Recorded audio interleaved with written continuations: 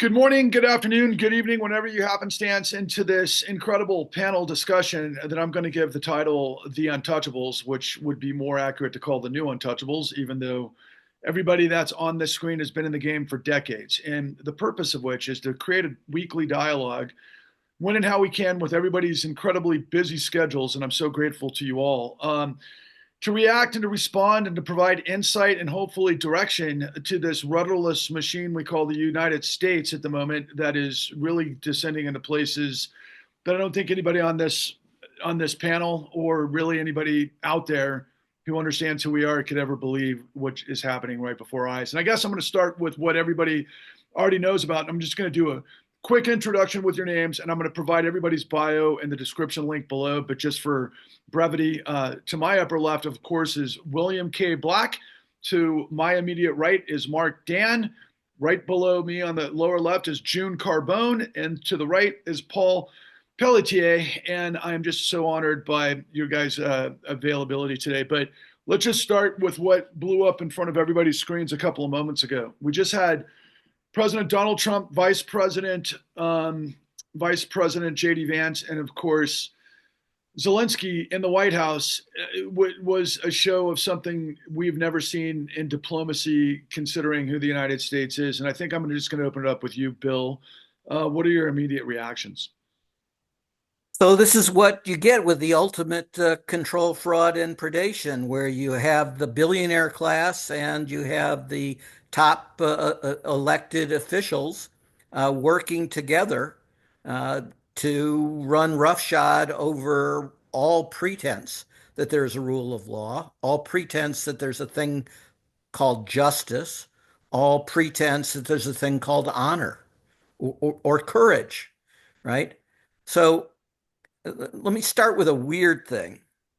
It's actually hard to ensure that you're hiring honest people, right? Because dishonest people have an incentive to hide it, and some of them are pretty good at hiding it. But when you're running a control fraud, you want people willing to lie. And so having a screening test such as Trump won the prior election and the Jan 6 was a freedom-loving demonstration, peaceful demonstration with an outrage by the Department of Justice. In other words, two outrageous lies. If you can only come into the ranks of the powerful if you promote those two lies, then Trump knows that you're quite, exactly what your character is, which is completely defective. And that makes you reliable from his perspective. He doesn't care whether you rip off the public. It's whether you're going to support whatever he says, no matter how outrageous, no matter whether it betrays everything that was best in America. And now we see what happens when you have an entire leadership that is dedicated to the grift and willing to lie about everything. That was one of the most profound and true representations of all that we're immersed in at the moment. And I'm so grateful to you, Bill, because, ladies and gentlemen, I heard almost a similar conviction from Bill, I'm going to say 15 years ago, when I first discovered him being interviewed by Bill Moyers on that day that changed my life, which then made sense of all that didn't make sense. And I hope as we move forward through this process, because of Bill's work, which led me to understanding who these incredible people are that are discussing this with us, he's been saying the same thing for probably now decades. And the problem has just gotten worse and worse and worse. And I don't need to rehash what he's just said, but I am compelled to turn it to you, Mark, because J.D. Vance from the great state of Ohio certainly implemented, or I should say, emulated exactly what Bill just stated. Did he not? Oh, and imitated, amplified, uh, um, corrupted the message. But look at the core, what we watched was a mafia quality shakedown. The you can take everything that's happened and tie it back to the kleptocracy that they have decided to impose or attempt to impose. in a perfect world for them, a dictatorial kleptocracy. It's how much can we steal? And how much can we get to our rich friends? You know, it used to be Democrats versus Republicans or conservatives versus liberals. Now it's the very rich versus everybody else. And you know, I'm sure it wouldn't take long for smart people like Bill and June, or a great investigator like Paul to figure out that who was going to benefit from the mining rights in Ukraine. You can probably draw a pretty. You wouldn't need to have a whole wall full of pictures in order to be able to get there. It wouldn't be hard at all. Born of that was this massive shakedown, and you know, and Zelensky, I think, to his credit, held his dignity through it. Certainly, Vance and Trump appeared to be less dignified, and you know, my only hope is that this will help the people that were not the base Trump voters who decided that this time that they were going to vote for him, to reconsider their position and to get the buyer's remorse that they're going to need to keep alive the hope that by 2026 that we can save the democracy. Wow. Again, and I posed the question last week, will we ever see free and fair elections again, given what we've just gone through? But I'm compelled to move this to you, Paul, because, you know, what Mark just laid down by way of what Bill had inferred or laid out last week, the Corrupt Foreign Practices Act, among your expertise at DOJ, particularly, you know, when I think back to what you were involved with, La Cosa Nostra and everything else. I mean, the minerals deal, right? I mean, which brings in, I think, I don't know this for a fact, but you know, what appears to be Elon Musk's interest, which I could never quite figure out, right? Because of the nature of the rare earth minerals and all that is involved with tech and so forth. But my God, Paul, from your decades and decades of experience of dealing both with domestic, corporate fraud and international everything, how does this play out for you right now after you saw what you just saw? That's a great question, and you know, it's hard to talk. It's hard to talk about it in a sane way, but you know, everything that I echo everything that Bill and Mark just said, and so what I've learned throughout my career as a prosecutor and even post prosecution is that corruption usually happens secretly, but it works best when it happens in the open.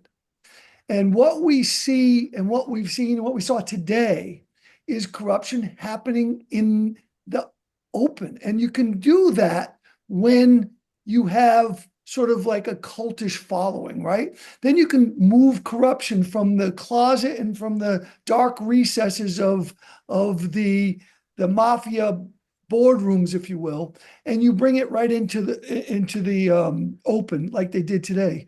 So what Trump did today is showed all of us, again, publicly and in the open, what he's about. And that is, he's vindictive and he's performative. And both of those things are exactly who he is. He said 5 times today, look, they tried to put me and Putin in a box with this Russia scam and this Russia hoax. We all know that's nonsense, but he's personally offended by that, and he's put Putin in the same camp as he for whatever reason. And now he said, look, they put us in a box. They pretended, and he kept blaming Biden, but he forgot that the investigation happened while he was president, right? And so that's number one, that he's telling you, I was offended, so I'm going to get back at people.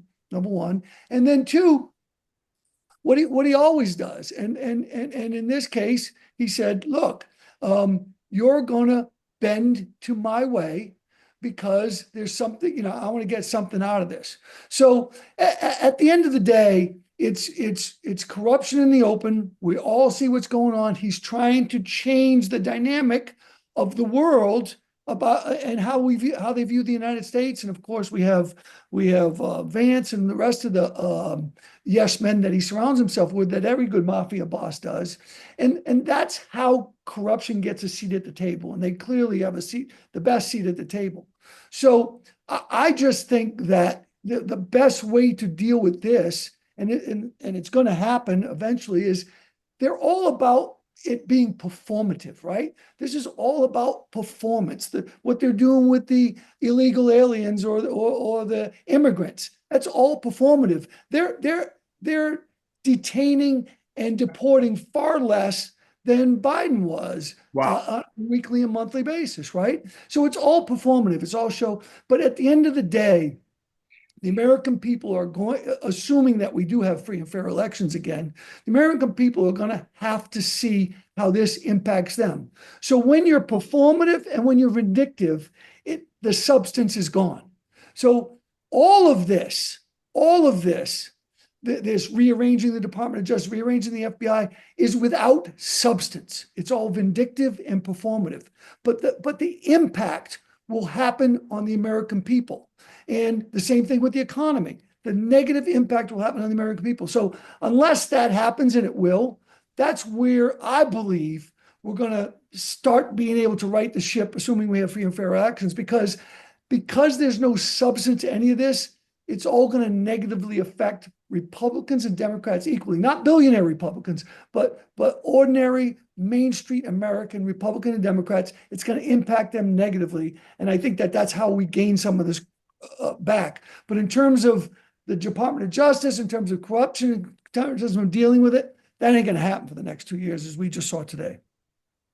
Well, that echoes everything that Bill taught us forever. I mean, it's incompetence immersed in audacity. And I need to turn this to the ultimate expert in the technocracy that kind of underscores this stuff. June, I don't know if you happen to see this, but there was a front page article this morning in the New York Times that laid out the entire timeline and all of the aspects of what has created Doge and what we're in the midst of, and what Elon was able to do and how he was able to do it in service of everything that you've laid out the last 2 weeks, right? But the question I have to you in context, all the rest of it, and I look forward to how you respond, because you might want to address Zelensky first in context to what your expertise is. But what I read and what I saw in this expose by the New York Times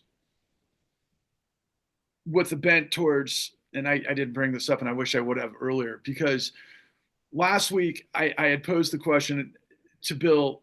Rachel Maddow finally came to understand that the best way to rob a bank is to own one, first and foremost. Second of all, that you had brought up all things Jack Welch. And lo and behold, the following morning on the front page of the New York Times, written by our good friend William D. Cohen, had a complete sort of different trajectory, shall we say, of how we interpret the likes of Jack Welch in context. So again, that's a lot of elements involved with this question. But the front page of this expose of this New York Times is not only was it the Jack Welch sort of modus operandi based on rank and yank and gutting and firing all of the employees in USAID and everything else, but the way they were able to do it, June, and I would love to hear the legal experts attack into this in addition to your response, is they got simply the passwords. That's all they did. They got inside the machine of the federal government. They got the passwords to be completely control the pay mechanisms, that they could do their own audit to then within contrary to transparency, through complete secrecy, to completely change the trajectory of the payments that Congress had already approved. How do you respond to all of this happening at the same time? Okay, so let me take a step back. I'm definitely an academic, and one of the things we're seeing, a friend of mine asked to comment to the New York Times recently, had a throwaway line, "So much for the end of history." Fukuyama is the end of history. Basically made the argument that you get stability and security and a degree of peace only when you give up on the great man theory of history. And the last man, this is the Nietzschean last man, has a respected place with dignity and security in society. The great man is back. It starts with people like Jack Welch. When you look at corporate America and the shift in corporate America post Reagan, it is personalized power, not institutionalized power. The man, and they're all men, who will break through the bureaucracy, ignore the rule of law, accomplish great things, transform a company, and be rewarded when share price goes up and they get rich. And the richer they are, the more they can impose their will, not just on the company, but outside it. That's what we have seen transform American society. That's why the MAGA base is genuinely upset about a whole lot of things. Um, but we have a system that admires the great man. Wall Street rewards him. Um, the Supreme Court, if you say what ties together the Supreme Court jurisprudence, not just on Trump and immunity, but on corporate America over the last 40 years, it is a belief we have to free the great men from the Lilliputians. Who are the Lilliputians? The bureaucracy who tells them you can't defraud people, who tells them you have to pay attention to environmental regulations, who tells Elon Musk, hey, you can't spat off with whatever you think at a press conference in a way that games share price. That's securities fraud. He hates the SEC. He also hates AID, which has investigated his companies. So, what the Supreme Court wants, and what Musk wants, and what corporate America wants is free us from the law, free us from the rules. And so you have a system of personalized power in which those who can break the rules and get away with it, if they go to jail, Sam Bankman-Fried, then they are not great men. But if they can defy the law and get away with it, that is the ultimate symbol of success. Now, we talk about it being performative, but look, first and foremost, when you have such a system, you select for narcissists, for people with overconfidence bias, for amorality. That's what you're selecting for. What counts is their status, the status they get from exerting dominance. The polls reward that in Trump's case on the election trail. I keep emphasizing Wall Street rewards it in the executive suite. If you slash expenses by cutting the training program, by eliminating the research lab, by getting rid of advertising, your company will be worse off a few years later, but your share price will go up this year. And 5 years later, nobody cares because you will be on to your next venture, gaming things. That's what Elon Musk's doing. But the bottom line on it, it is a system that both looks for the great men to break through and transform and rewards them, not in accordance with how efficient they are, how much they increase productivity, the health of the hoi polloi, of the best interests of the country, but the exertion of dominance and celebrity on a short-term basis. The base is thrilled with what's happening up until the point where they go bankrupt. Bill, the whole thing sounds like control fraud, like you introduced, and you taught us a lot from the very beginning. Bastiat's quote that when a group of men discover plunder, they create a legal code to authorize it and a moral code to glorify it. But it's all about audacity too, Bill. Look, man, it's one thing to see this erosion, right, of the national character of the last 4 decades, but it's another that as we all came together to discover the failure of our institutions to hold this financial reckoning to account that created this billionaire largesse that incidentally has been getting paid by backdoor maneuverings a long time to keep them afloat, to be above the law and market forces. Bill, we're at a whole nother level, are we not? I mean, is it, or is it exactly where we're supposed to be given all that came before? So I want to pick up on Paul's very useful observation and expand on it. Why do a number of these frauds, as you say, audacity is a key, but why do they do it so openly, right? So Trump has multiple things, and Paul has already mentioned one of them, that there's a huge portion of his base, but that's probably still 30% of the total electorate that loves the performative aggression, right?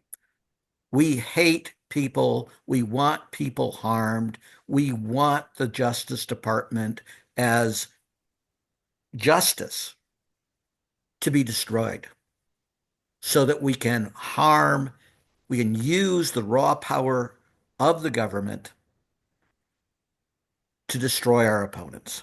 And they're going to do all kinds of things because of the corruption of the Supreme Court to do this. You're going to see changes in libel laws so that they can bankrupt their opponents and such in the media and in social media, by the way, coming down the pike, right? They glory in doing things that to all four of us are the absolute anathema. Three of us took the oath of office as Justice Department attorneys. And it is difficult to understand to today's cynical audience how real that was. What kind of ethos was created that you did not abuse your power, that was critical to justice, and that the name justice was actually supposed to have meaning, right? They want exactly the opposite. They want to drive out. Yes, it was wonderful that a number of people who were in the Southern District of New York and in Main Justice resigned, but in a way, they're happy to, get the people that would be the resistance and get them out of the organization and to demonstrate as much cruelty in the process as they can, because that's the other element. And that is they are open about this because it works, because they have seen so many people capitulate in advance, right? They want to be feared. Back to just the most basic things in this, Italian statesman, Machiavelli. Is it better to be loved or be feared? It's better to be feared. It's more consistent. It works against everybody. You can never get everybody to love you, but you can get your opponents to fear you. And if they self-censor and back off, then you're going to win in these circumstances. And so it's just been a terrible week. The other thing that, again, they just saying the quiet part out loud is Bezos' instructions to the Washington Post that we're gone with any business of actually being a institution that is committed to news and debate and all those American things, right? Now we are a propaganda mouthpiece that will have only one voice. It'll have two messages, but only one voice. And the two messages are free markets, by which they mean the opposite of free markets. They mean rigged markets by kleptocrats working with billionaires. And the second thing is freedom, personal freedom, which is absolutely what they hate and absolutely what, through this process of intimidation, that Bezos is exemplifying. That is precisely the two things that he claimed that they were going to do that they're actually seeking to destroy. Because if you actually wanted free trade, then the thing you need is a rule of law to prevent aggression's dynamic, in which The people gain a competitive advantage by cheating, and bad ethics drives good ethics out of the marketplace. That is precisely what they're seeking to achieve. And again, I pick up on Paul, they want the victims to know what's coming so that they don't have to fight them. They want them to surrender in advance. And even incredibly powerful billionaires like Bezos bent the knee, and you could be much more rude on what they do. Yeah, I kept thinking about this. Patrick, I just Bill's term control fraud. They took the top. They actually took the top part of it more seriously. They're attacking every lever of control that there is in the federal government. Right. From the Justice Department. I mean, while the CFPB nominee was being interviewed by the Senate for his confirmation, the CFPB dismissed 5 active enforcement cases with prejudice against some of the biggest financial fraudsters in the country. Today, they dismissed a case that they've been prosecuting for years against TransUnion, the credit reporting agency. They are removing the control levers, so it's just going to be fraud, and they're going to create a reality where fraud becomes the reality, where we're debating somehow whether Russia was the aggressor in the Russian-Ukraine war. Serious people are having to argue the opposite, which is just it's insane. But if you don't buy into it, then that lie gets repeated and becomes reality for so many people. It's a real conundrum for people like us as to what to do and what's the appropriate way to resist and to respond. Well, I've got a follow up to that, and I know everybody, but just really quickly though, on that note, I mean, look, you came through as Attorney General of the state of Ohio with everything that you dealt with under the sun, especially what led us to you. But just a quick comment, given your colleague who is now the Attorney General of the United States, who came through at that time period, basically working with Bank of America and Black Knight and all that resolves, which seemed to be her ticket to the playing field, which of course is not covered in mainstream media at all. You know, what we've got is Trump University, or she took a couple of donations that were questionable, as opposed to the immensity of what I've just inferred. Can you comment about that insanity, and just kind of as a subplot, the insanity to Bill's point about media with Jeff Bezos? But let's just throw in Caroline Levitt, this once intern at Fox, who's married to some rich whomever, who is now the media go-between at the Oval Office right now. I mean, put that together for me. Mark, before you answer that, let me just piggyback on what you just said in terms of the lawlessness.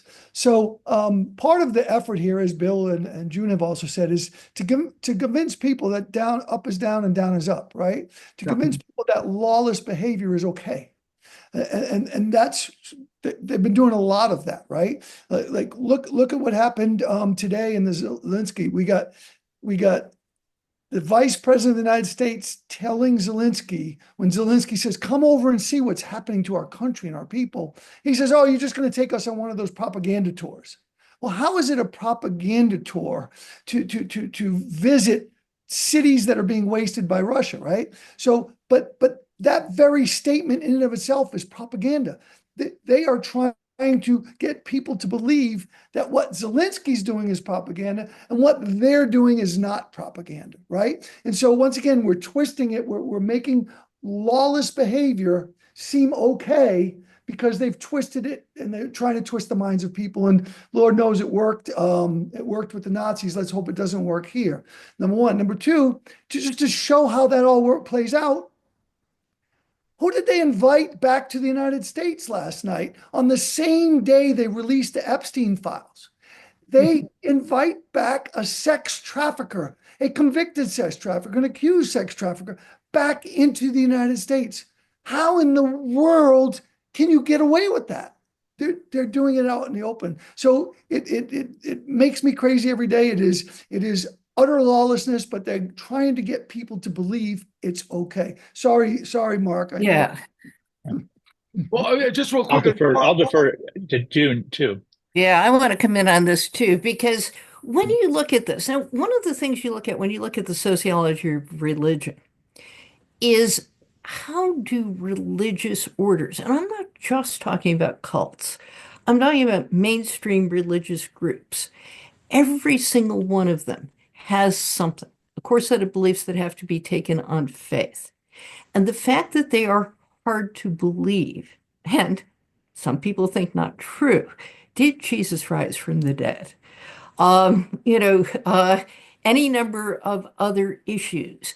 The belief that something that can't be proven, or maybe can be disproven, is true, is the core to what separates believers from non-believers. And when you then create a group of believers, that identity is incredibly strong. When you look at some of what is happening with religion, there's some indication that evangelical Protestants have been losing membership, and then others that men have started coming and women have stopped belonging and attending church as much. What you are seeing is the mega identity becoming a substitute for religious belief in a way that confers meaning. But that also is a priming. When it is a core element of identity, believing things that are palpably not true is what separates believers from non-believers. And it's a very powerful force. And that connects to what Bill has been saying about the lying, but it also connects to the way Trump seemingly defies gravity with all kinds of allegations. And on the last, on celebrating sexual abusers, the group that most rallies to this as a source of identity, meaning, and status, are a group of very disaffected men. Well, Paul, to pick up on that, I mean, in a fraternity long ago, you know how we interpreted that? Lie, deny, switch the blame, and implicate, which is Trump's entire calculus. And beyond that, I mean, guys, Paul was referring to Andrew Tate, right? This in Trump land, right? He likes TV people and he likes influencers. Andrew Tate is this international, huge celebrity that is a guy, that was in Romania on sex trafficking and all of the other elements that he's involved with. And to bring him back to the United States or whatever that's going to play out in midst of all this stuff. With special lobbying as a priority matter by the Trump administration with senior officials of the Romanian government. We used our chits to get out an accused sex trafficker and his brother. I mean, okay, right. So the end is nigh, right? Because look, further to that, the nature of the look at the pattern, right, guys? Between what did we just see with Sean P. Diddy Combs in terms of popular culture? What was he involved with the entire time? That would be an extension of Weinstein complicity's machine. They were rackets to basically get people involved, and I hate to use this terminology, to roofie and rape them to use as blackmail to control their careers. That, in essence, was the racketeering of those two particular celebrity sides of this thing that Donald Trump's not that far from in terms of, the audacity and the racketeering and everything that comes from control fraud and everything else. But to circle it back quickly to you, Mr. Dan, again, we have an Attorney General of the United States that was in the midst of everything that you proved was racketeering, that you did the job on behalf of the citizens of Ohio to get a RICO conviction against a small level player that was doing the exact same thing our entire financial system, which was the embodiment of everything I just said. And yet the person who is the Attorney General of the United States isn't Bill Black or Paul Pelletier or even you or June. It's Pam Bondi. Well, yeah, but then she had a little bit of shame with what she was doing, and she had folks in her consumer protection division who were pushing back hard, and to whom she actually acquiesced from time to time. Um, this is a totally different version of Pam Bondi than Attorney General Pam Bondi, and it's testament to how dramatically the environment has changed during this time. And Florida was a cesspool for in the foreclosure crisis. I mean, it was in every way. The courts were just out of control down there. Bondi was not banding with the rest of us to try to hold these folks accountable. A lot of my colleagues, frankly, were there's a whole industry of lobbyists who only lobby attorneys general. That's their job. They go to work today, and I'm an attorney general lobbyist. And they in Bank of America, I was at a retreat for AGs one time, and there were 11 people from Citibank at that retreat for the Democratic attorneys general on the cusp of the financial crisis. So they're there, and they're whispering in her ear then, but there was some shame about it. There was they tried to do it more respectfully, to try to do a better job of putting lipstick on it. What's different now is because Trump requires this outward fealty to be expressed at every turn, that's no longer possible to do. And I don't know what I mean. We don't have shame, we don't have rule of law, and we don't have truth. What do we have left? I mean, I hate to be so negative on a but on a sunny day here in Cleveland, which is very rare. But I don't know. I really am stumped. And I'm hoping from the rest of you, I can learn something about what we should be doing. What should I be telling my clients to do? What should I be telling my political friends to do in the Democratic Party? Because they're clearly like deer in headlights right now. Mm-hmm.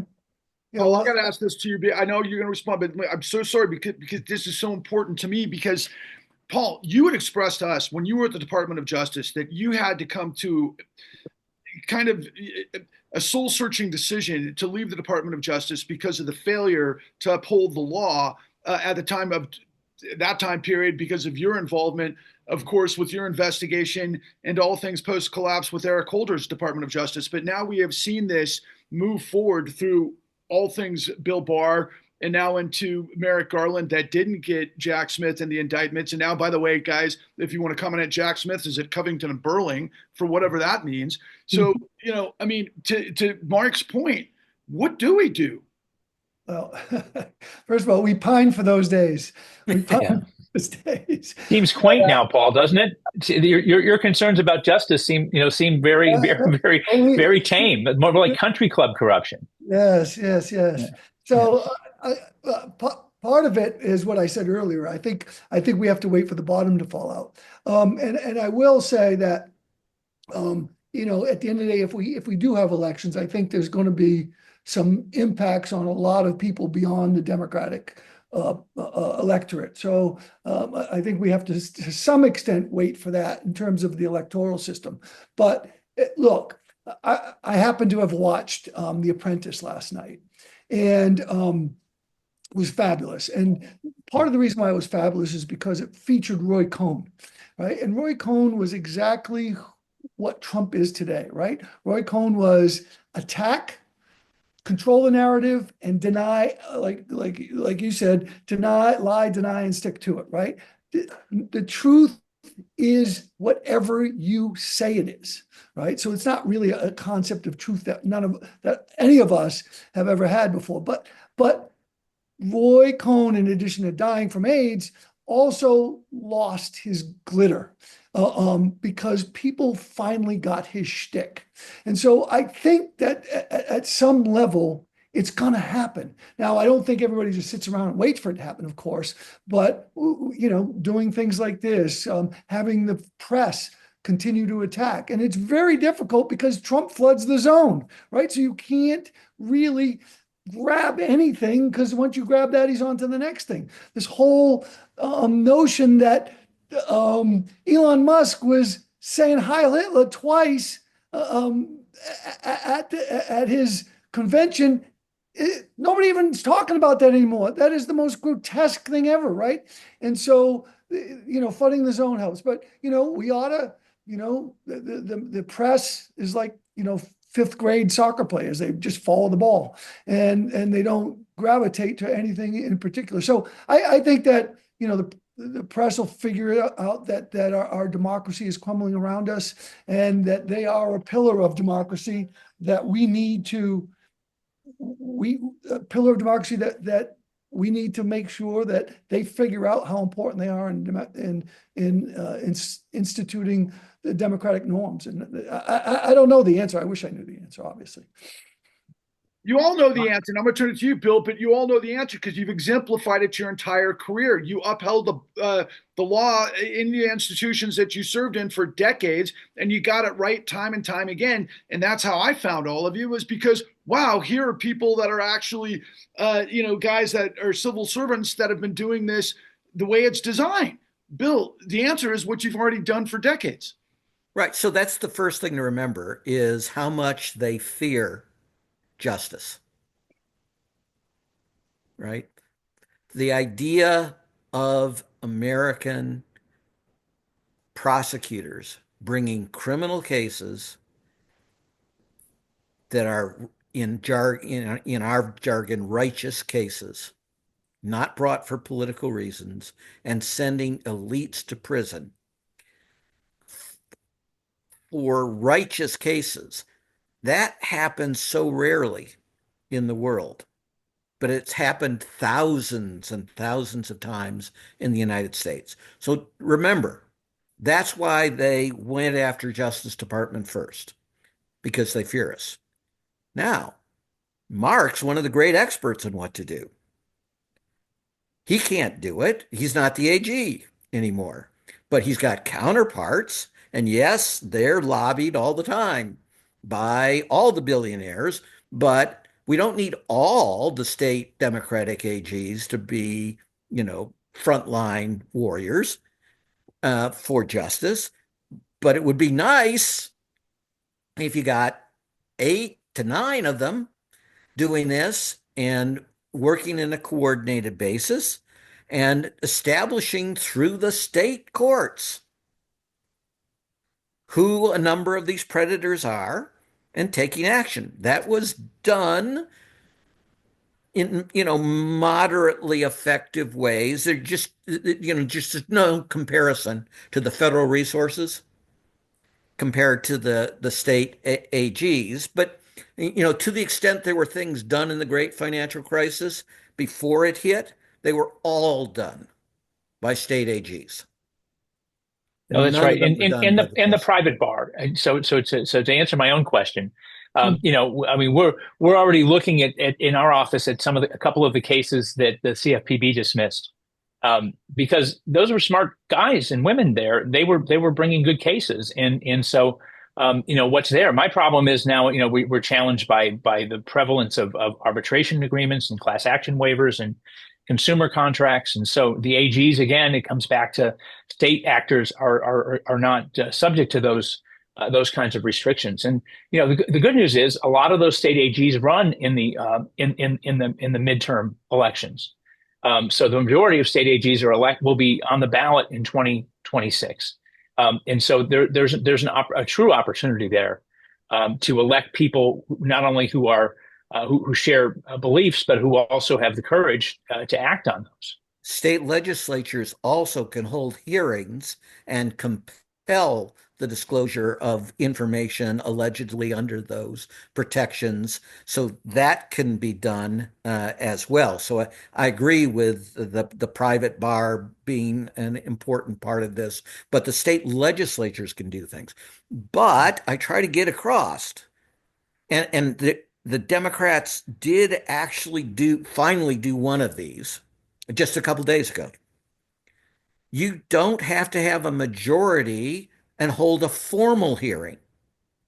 You can invite witnesses in Now, they chose to do it in the Capitol, and that might make sense, but I don't think it's actually the best way to do it, right? Then you get the same stupid stuff. You got to find a way to get 8 or 9 Democrats available at the same time. So that only happens, once every 6 weeks or something like that. And then they do the stupid we question for 3 minutes and you question for 3 minutes and such, as opposed to an effective inter We need our own Roy witness Cohn. testimony Yeah, that we yeah, right. all know how to do as trial attorneys, right? Yeah, This is insane.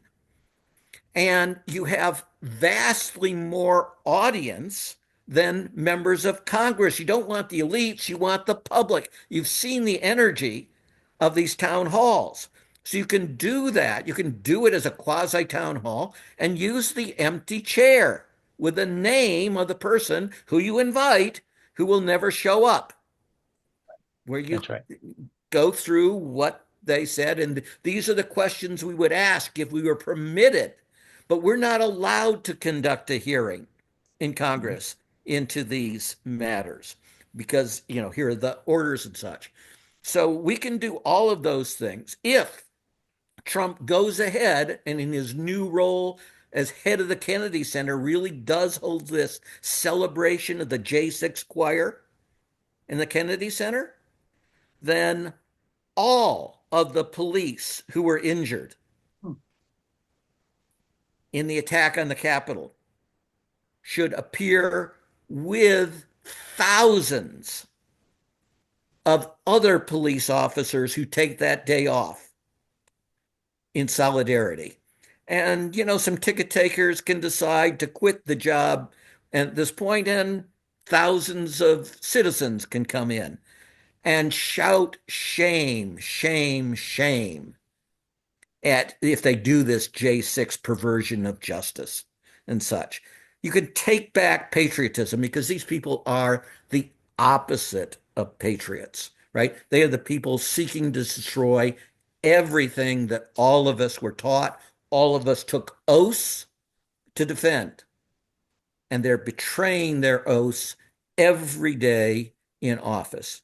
And we need to bring back this concept of honor, the concept of shame, and such, and what real masculinity is to, some crazy extent as well, as opposed to this performative crap that we're seeing every day by people who we all knew they were the idiot bullies, in school. And what happened when those idiot bullies came up against us in our role as prosecutors and investigators and such? We sent them to prison. That's why they fear us. They're desperate to keep justice from happening in America. We've only got 10 minutes left for the session, so I want to proffer this question to each of you and maybe a closing statement from each of you, kind of forward thinking into our next dialogue. But wow, you guys used to have a process that Bill taught us, and I learned from one of your colleagues, Chris Swecker at the FBI, based on criminal furls, how the entirety of the system is supposed to operate through investigations, discovery, put the criminal referrals together into the right place. In lieu of what obviously is not going to happen to the DOJ and the FBI, and now what you guys have commented on regarding the Supreme Court, might it make sense that this team prioritize some level of reaction to the priorities that are obviously criminal acts and bring that sort of into a weekly, I don't know, package of what they are and what needs to be addressed and dealt with, almost like a criminal referral to the public, so to speak? Maybe starting with you, Bill. Yeah, we can certainly suggest ideas. So, for example, just to change to a different type of concept, we're about to see the biggest heist in world history, and it's going to lead to immense additional corruption and an economic catastrophe. And that is all about crypto, right? Think of the back to audacity of having a sovereign wealth fund buy what purports to be but it, of course, isn't, hundreds of billions, indeed trillions of dollars of massively overvalued crypto. And look what happens in a rug pull, how the quote unquote market value of the new meme coin, which is backed by nothing, goes up 20,000%, in an hour and then falls to a penny or less, right? But now have trillions of federal dollars used to purchase coins, which will make incredible numbers of people rich. Now, what will happen to the market value, in air quotes, of crypto if you suddenly increase purchase by hundreds of billions or even trillions of dollars? Right? The marginal price, remember how these things go up 20,000%? The marginal price will go up astonishing amounts. And the next thing they're going to do with it is, remember, they're just doing these budget bills and such that they're not going to honor. They're going to produce record deficits. But they're going to then say, no, no, no, there's no deficit. Look at how much our sovereign wealth fund has gone up. We're actually running a surplus. It's all brilliant. And if whatever the number is, 500 billion, $1 trillion purchase was great, why not do 3 trillion the next time? And again, you go up thousands of percent where nothing of economic substance has occurred. There's bubbles of all time followed by catastrophe. That is the recipe they're working on. And they're doing it at the state level too. There was a bill introduced last week in Ohio to allow the pension funds, which is the third largest set of public pensions in the country, to buy crypto. I'm actually going to testify on it, and I may be the only person testifying against it. It's just even the teachers, and the police officers. I mean, this is their pensions. By the time it bursts, it's going to be too late for these folks. They're already investing in hedge funds that are in a ridiculous way. It's happening in Minnesota too, in a very even where the Democrats are in charge, in a very irresponsible way. But crypto is just a whole nother level. Right. June, thoughts? Sure. I think we need to separate the short term from the long term. The short term has to be a focus on the message. This is the most corrupt administration in history, and Donald Trump has handed the federal government over lock, stock, and barrel to the oligarchs. The oligarchs and the corruption have to be central. But the second is what happens when they fail. We have to be predictive. We have to say, and I leave to you what we want to say. Bill just did a nice job. They're going to produce, sooner or later, an economic disaster. And we want to be upfront saying that and saying, farmers, you're going to be out of business unless you got a private deal with Trump, not a wholesale deal. Rural areas, you're going to lose your schools. And your hospitals. Cities, you're going to have the federal government pull the rug out from under you. Okay, so we need to be predictive and focused on who the villains are. But the second issue is what happens when they fail. So when I look back at history, what the New Deal implemented was the plan developed in the progressive era. And that plan started with the idea that we have something new, the rise of, the robber barons, the titans of industry and finance, and only governmental power can counter them. The reason they're attacking government is because only governmental power can counter the new out-of-control oligarchs. That message has to start now. It took, in the 30s, the combination of the Depression and World War II to implement the plan. What World War II did was 90% marginal tax rates. And the high point of unionization in the United States was in 1945. It declined almost immediately after the war. Why? Because Roosevelt made a point of locating defense plants in union supportive states. So we need to start thinking about power, about what happens after the fall, about how we take back the country. And critical to that, and I want to say to you, I don't know how to think through this, is how do you reinstate the rule of law? I think the focus should be on putting the corrupt in jail.